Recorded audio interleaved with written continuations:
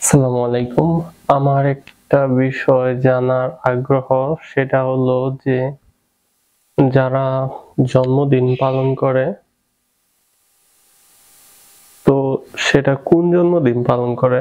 অনেকে দেখা যায় যে অরিজিনালি জন্ম তারিখ একটা থাকে, তারপরে আবার ফেসবুকে আরেকটা দিয়ে রাখে, আবার দেখা যায় যে সার্টিফিকেটে আরেকটা দিয়ে রাখে। আর তো পালনের ক্ষেত্রে আসলে তারা কোনটা দেয়, মানে কোনটার উপর পালন করে। আরেকটা বিষয় সেটা হলো যে জন্মদিন পালন করে ঠিক আছে, আচ্ছা মেনে নিলাম, কিন্তু সেদিন এত একদম ডিম ভাঙ্গা, মুখে মাখামাখি, ময়দা, তারপরে আরো বিভিন্ন কিছু, তো এত কিছু অপচয় করার মানে কি? সেগুলো ডিম তো ভেজেও খেয়ে ফেলতে পারে, তাহলে তো একটা বেলার খাবার হয়ে যায়।